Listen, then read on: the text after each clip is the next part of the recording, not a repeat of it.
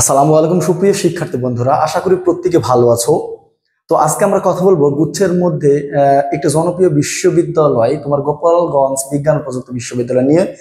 তো এই বিশ্ববিদ্যালয়ে কি কি সাবজেক্ট রয়েছে এ বি এবং সি ইউনিটের জন্য সেই বিষয় নিয়ে কথা বলবো, এবং তোমার কাঙ্ক্ষিত বা তোমার পছন্দ মতো সাবজেক্টে পড়ার জন্য কি কি শর্ত লাগবে সেই বিষয় নিয়ে কথা বলবো। তো ভিডিওটি শুরু করার আগে এখনো যারা ভাইয়া চ্যানেলটি এডুকেশন উইথ সাগর এই চ্যানেলটি সাবস্ক্রাইব করে ভাইয়া, তুমি যদি বিশ্ববিদ্যালয়ের একজন প্রকৃত ভর্তি যোদ্ধা হয়ে থাকো এবং প্রতিনিয়ত বিশ্ববিদ্যালয় সম্পর্কিত নতুন নতুন তথ্য পেতে চাও, তাহলে কিন্তু তোমাকে অবশ্যই ভাইয়া চ্যানেলটি সাবস্ক্রাইব করে রাখতে হবে। তো প্রথমে আমরা গোপালগঞ্জ বিজ্ঞান ও প্রযুক্তি বিশ্ববিদ্যালয় স্থাপিত হয়েছে তোমার 2001 সালে স্থাপিত হয়েছে এই বিশ্ববিদ্যালয়টি, এবং এই বিশ্ববিদ্যালয়টি কিন্তু 55 একরের একটি বিশ্ববিদ্যালয়, 55 একরের একটি বিশ্ববিদ্যালয়।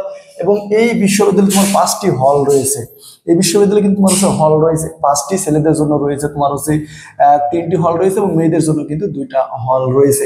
এবং এই বিশ্ববিদ্যালয়ে তোমার মোট অনুষদ রয়েছে কিন্তু 8টি, এবং 8টি অনুষদের আন্ডারে তোমার 33টি বিভাগ রয়েছে।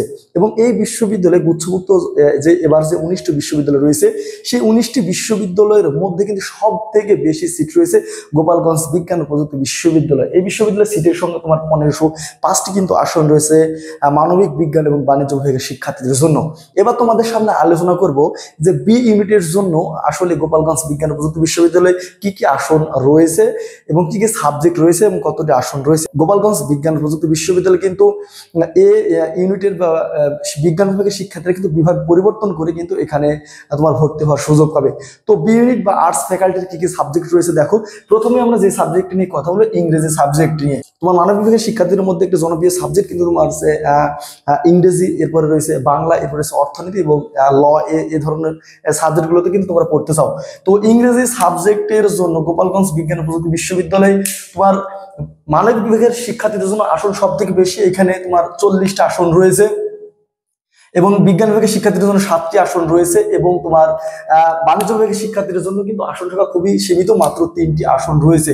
এবং ইংরেজি সাবজেক্টে পড়তে হলে তোমার যেই শর্ত রয়েছে সেই শর্তটি হচ্ছে জিএসটি পরীক্ষাতে কিন্তু তোমাকে ইংরেজি যে 35 মার্ক থাকে, গোপালগঞ্জ বিজ্ঞান ও প্রযুক্তি বিশ্ববিদ্যালয়ে তুমি যদি টপ র্যাঙ্ক করো তারপরে কিন্তু ইংরেজি সাবজেক্টটিতে পড়তে পারবে না, কারণ তোমাকে ইংরেজিতে কিন্তু তোমাকে যে 45% মার্ক পেতে হবে। এরপরে যে সাবজেক্ট রয়েছে বাংলার জন্য এখানে আসন রয়েছে 40টা আসন রয়েছে মানবিক বিভাগের শিক্ষার্থীদের জন্য। বিজ্ঞান বিভাগের শিক্ষার্থীদের জন্য আসন রয়েছে 7টি, এবং ব্যবসা শিক্ষা বিভাগের শিক্ষার্থীদের জন্য আসন রয়েছে 3টি। এবং বাংলা সাবজেক্টটিতে পড়ার জন্য তোমাকে এই বিশ্ববিদ্যালয়ে বাংলাতে জিএসটি ভর্তি পরীক্ষায় 55% মার্ক পেতে হবে। এরপরে যে সাবজেক্ট রয়েছে ইতিহাসের জন্য মানবিকের বিভাগের শিক্ষার্থীদের জন্য আসন রয়েছে 40টি, বিজ্ঞান বিভাগের শিক্ষার্থীদের জন্য আসন রয়েছে 3টি, এবং ব্যবসা শিক্ষা বিভাগের শিক্ষার্থীদের জন্য আসন রয়েছে 3টি। এবং এই ইতিহাস সাবজেক্টটিতে পড়ার জন্য তোমাকে এইচএস এর শর্ত রয়েছে। এইচএস এর শর্তটা হচ্ছে তোমাকে এইচএসসি পরীক্ষা ইংরেজিতে তোমাকে 3.5 পেতে হবে। ইংরেজিতে যদি তুমি 3.5 না পাও তাহলে কিন্তু ইতিহাস সাবজেক্টটিতে পড়তে পারবে না। এরপরে যে সাবজেক্ট আসছে এরপরে যে সাবজেক্ট আসছে সেটা হচ্ছে সব থেকে জনপ্রিয় সাবজেক্ট আর্টস ফ্যাকাল্টি, সেটা হচ্ছে আইন সাবজেক্টটিতে পড়তে হলে তোমাকে যে শর্ত মেনে চলতে হবে সেই শর্ত হচ্ছে তোমাকে এইচএসসি তোমাকে ইংরেজিতে কিন্তু 3.5 পেতে হবে। এইচএসসি তোমাকে ইংরেজিতে 3.5 পেতে হবে, এবং জিএসটির কোনো শর্ত নেই। এবং এখানে বিজ্ঞান এবং মানব বিভাগের শিক্ষার্থীদের জন্য 20টি করে আসন রয়েছে, এবং বাণিজ্য বিভাগের শিক্ষার্থীদের জন্য 10টি আসন রয়েছে গোপালগঞ্জ বিজ্ঞান ও প্রযুক্তি বিশ্ববিদ্যালয়ে। এরপরে যে সাবজেক্ট রয়েছে সেই সাবজেক্ট হচ্ছে অর্থনীতি সাবজেক্টের জন্য বিজ্ঞান বিভাগের শিক্ষার্থীদের জন্য আসন রয়েছে 15টি, মানব বিভাগের শিক্ষার্থীদের জন্য আসন রয়েছে 35টি, এবং বাণিজ্য বিভাগের শিক্ষার্থীদের জন্য আসন রয়েছে 10টি। এবং অর্থনীতি সাবজেক্টটিতে পড়তে হলে তোমাকে এইচএসসি পর্যায়ের কিছু শর্ত রয়েছে। তোমাকে এইচএসসিতে ইংরেজিতে 3.5 পেতে হবে, এবং তোমাকে হচ্ছে গণিত, পরিসংখ্যান, তোমরা যারা বিজ্ঞান বিভাগের শিক্ষার্থী রয়েছে তাদেরকে গণিত অথবা পরিসংখ্যান থাকা লাগবে, এবং তোমরা যারা মানবিক বিভাগের শিক্ষার্থী রয়েছে তাদের কিন্তু অর্থনীতি সাবজেক্টটি থাকা লাগবে।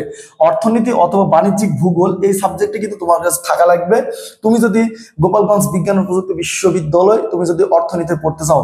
এরপরে যে সমাজবিজ্ঞান সাবজেক্টটিতে আসন রয়েছে মানবিক বিভাগের জন্য আসন রয়েছে 35টি, বিজ্ঞান বিভাগের জন্য আসন রয়েছে 15টি, এবং ব্যবসা শিক্ষা বিভাগের জন্য আসন রয়েছে 10টি।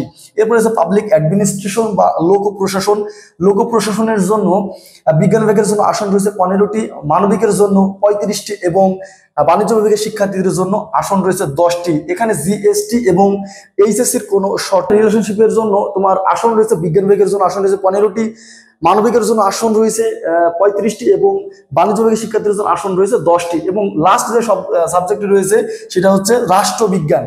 রাষ্ট্রবিজ্ঞানের জন্য আসন রয়েছে এখানে, মানবিকের জন্য আসন রয়েছে 35টি এবং বিজ্ঞান বিভাগের শিক্ষার্থীদের জন্য আসন রয়েছে 15টি, মানবিকের জন্য আসন রয়েছে 35টি এবং বাণিজ্য বিভাগের শিক্ষার্থীদের জন্য আসন রয়েছে 10টি।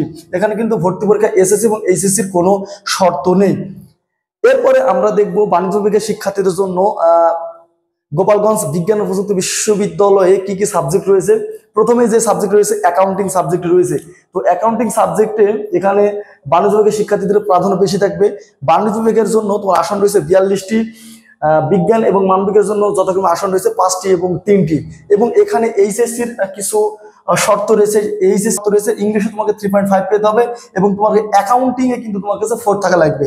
গোপালগঞ্জে তুমি যদি অ্যাকাউন্টিং এ পড়তে চাও, ইংলিশে তো 3.5 থাকা লাগবে এইচএসসি তে এবং অ্যাকাউন্টিং এ কিন্তু তোমার কাছে এ গ্রেড থাকতে হবে।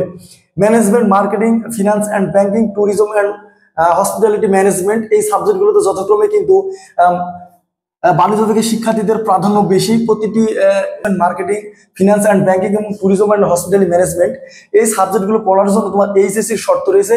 এইচএসসিতে কিন্তু তোমার কাছে ইংরেজিতে 3.5 পেতে হবে। তো এইচএসসিতে যদি তুমি 3.5 না পাও তাহলে কিন্তু এই 4টি সাবজেক্টে তুমি পড়তে পারবে না। এরপর আমরা চলে যাব বিজ্ঞান বিভাগের শিক্ষার্থীদের জন্য। তো বিজ্ঞান বিভাগের শিক্ষার্থীদের জন্য কি কি শর্ত রয়েছে সেই শর্ত আমরা দেখব। প্রথমেই যে সাবজেক্ট রয়েছে সেই সাবজেক্ট হচ্ছে ফার্মেসি। ফার্মেসির জন্য 40টা আসন রয়েছে। এই সাবজেক্টে পড়ার জন্য তোমাকে এইচএসসি পরীক্ষায় ফিজিক্স, কেমিস্ট্রি এবং ম্যাথে কিন্তু তোমার কাছে 3.5 পেতে হবে। এবং তোমার জিএসটির যে শর্ত রয়েছে, জিএসটির শর্ত হচ্ছে তোমাকে ভর্তি পরীক্ষায় তোমাকে হচ্ছে ফিজিক্সে তোমার হচ্ছে 5 পেতে হবে, বায়োলজিতে 10 পেতে হবে এবং কেমিস্ট্রিতে কিন্তু 8 পেতে হবে, নাহলে কিন্তু তুমি এই সাবজেক্টে পড়তে পারবে না। এবার বায়োকেমিস্ট্রি আছে। বায়োকেমিস্ট্রিতে আসন রয়েছে 40টি। এখানে এইচএস এর কোনো শর্ত নেই, কিন্তু ভর্তি পরীক্ষায় তোমার আছে বায়োলজিতে পেতে হবে 10 এবং কেমিস্ট্রিতে পেতে হবে 8, নাহলে কিন্তু তুমি এই সাবজেক্টটিতে পড়তে পারবে না বায়োকেমিস্ট্রিতে। বায়োটেকনোলজি রয়েছে। বায়োটেকনোলজির জন্য আসন রয়েছে 40টি এবং এখানে এইচএসসি এর শর্ত রয়েছে। এইচএস এর শর্ত ফিজিক্স, কেমিস্ট্রি, বায়োলজি, ম্যাথ এবং ইংলিশে কিন্তু তোমাকে 3.5 পেতে হবে। তুমি যদি বায়োটেকনোলজি সাবজেক্টে পড়তে চাও গোপালগঞ্জে, তোমাকে হচ্ছে এইচএসসি এর শর্ত রয়েছে ফিজিক্স, কেমিস্ট্রি, বায়োলজি, ম্যাথ এবং ইংলিশে কিন্তু 3.5 পেতে হবে এবং ভর্তি পরীক্ষায় বায়োলজিতে পেতে হবে 10, ফিজিক্সে পেতে হবে 5 এবং কেমিস্ট্রিতে পেতে হবে 8। এরপরে যেটা রয়েছে মনোবিজ্ঞান সাবজেক্টটিতে তোমার হচ্ছে এখানে পড়ার জন্য, গোপালগঞ্জে পড়ার জন্য কিন্তু তোমার হচ্ছে এইচএসসি শর্ত রয়েছে। এইচএসসি শর্ত হচ্ছে তোমাকে ইংলিশে কিন্তু 3.5 পেতে হবে এবং এখানে বিজ্ঞান, মানবিক এবং বাণিজ্য বিভাগের শিক্ষার্থীরা পড়তে পারবে। বিজ্ঞান বিভাগের শিক্ষার্থীদের জন্য আসন রয়েছে 10টি, মানবিক বিভাগের শিক্ষার্থীদের জন্য আসন রয়েছে 25টি এবং বাণিজ্য বিভাগের শিক্ষার্থীদের জন্য আসন রয়েছে 5টি। এরপরে যে সাবজেক্ট রয়েছে উদ্ভিদ বিজ্ঞান এর জন্য তোমার 40টা আসন রয়েছে এবং এখানে এইচএসসি কিছু শর্ত রয়েছে।